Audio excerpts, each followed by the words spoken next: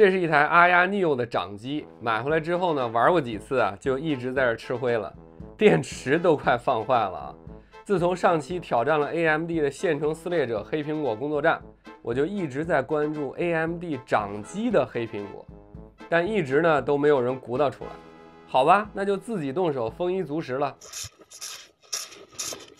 今天我要挑战的就是做一台黑苹果的游戏掌机，不但要给它弄出来一套可以用的黑苹果系统，还要无缝的保留原版的 Windows 掌机系统，搞成一台拔了线秒变 Windows 3A 的掌机，插上线就变成苹果生产力的掌上电脑，可谓一举两得。目前能够黑苹果的 AMD 掌机平台需要满足2个要求，分别是处理器需要 Zen 3架构，而显卡呢最高只能是 Vega 架构，这就排除了目前最新的 ROG 掌机，因为它是 Zen 4架构，同时也排除了最高性价比的 Steam Deck， 因为它定制的这个 GPU 啊是 RDNA 2架构。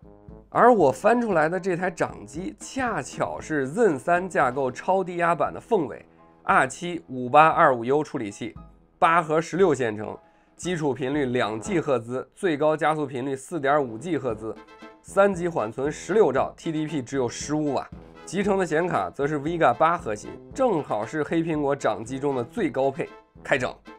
驱动 AMD 黑苹果掌机需要的是国外大神 Note 出的 Note Red 驱动，目前最高可以支持到 Sonoma 测试版，也就是最新的系统。正式版系统可以支持到 Ventura。掌机的 UEFI 呢，可以调整的选项很少，所以调试安装 EFI 非常的麻烦。这里我就直接给出 EFI 了，想要研究或者抄作业的，可以评论区自取。理论上，所有 Ryzen 5000系列处理器的掌机都可以直接用。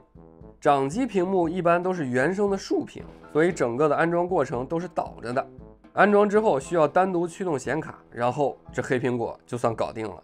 因为我还想保留掌机的游戏功能，所以我还在硬盘里分了一半的空间给 Win11，再安装个 Win11，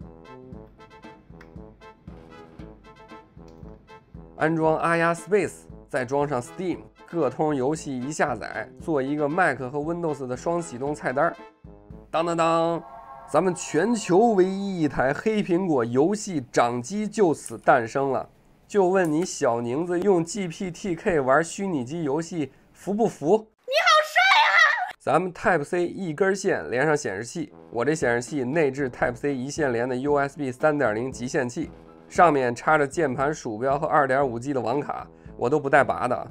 这根线同时还可以提供96瓦的反向供电给掌机充电，实用的不行不行的。咱们插电开机，黑苹果的启动速度嗖的一下很快啊！具体的驱动情况也给大家看一下，电池都是驱动正常的，显示啥的都是正常的 ，CPU 你看都认出来了啊！我这台默认分配3GB 的显存，这显卡也正常了。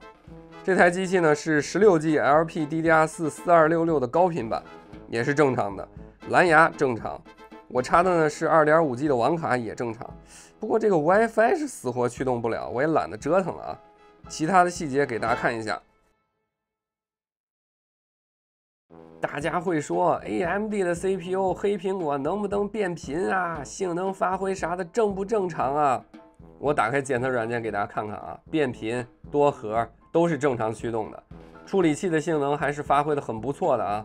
但是这个 Vega 的显卡啊，因为原生就不支持 VDA 的硬解，性能发挥不是太完美，勉强算是个能用的状态吧。好，咱们还是老样子，先来给 5825U 的掌机跑个分儿。老项目 Cinebench R23， 最终多核得分6785分，大概是同类掌机1165 G7 的 1.5 倍性能，略微高于台式机 i7-7700K。你敢想，这 AMD 的7纳米芯片还是很 yes 的。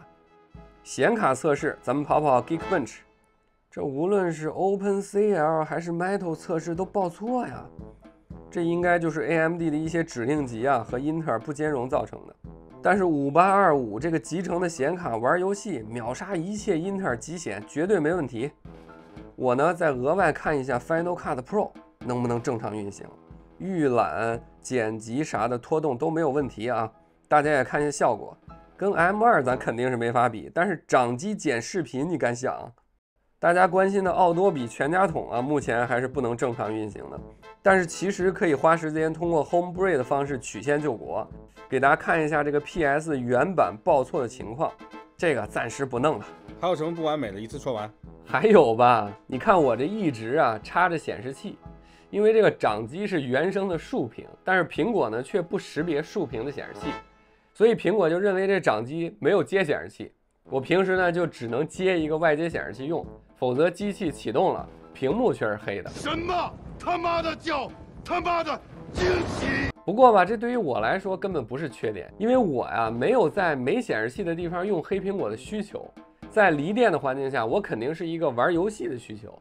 我需要用黑苹果的地方，那指定有个外接显示器，上面还连着键盘鼠标，专门就是给工作用的。咱带出去啊，就是专门玩游戏用的。双系统就很好啊。明白，我也明白。所以你看我这双系统一进 ，Windows 3A 大作开炫，爽还是很爽的。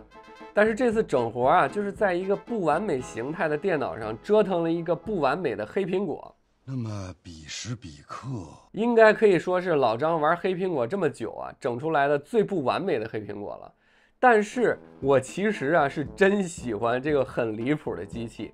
你想一下，掌机本来就够小众了，这还是个双系统黑苹果 AMD 平台的掌机，这说出来啊，很多 DIY 的烧友都得懵逼，是不是？准，大哥。原本呢，这是一个过了热乎劲儿、正在吃灰的掌机，现在我甚至愿意在工作回家的地铁路上拿出来玩玩游戏了。如果一台电脑既能满足办公需求，又能极致满足游戏的需求，很离谱的就是这台不完美中的不完美掌机，它达成了。短时间这台机器可能要再次经受我的辣手摧花了啊！我是老张，都看到这儿了，给个一键3连不过分吧？想看什么新的整活视频，咱们评论区见。热的哟，风扇就没停过，哇塞，烫手。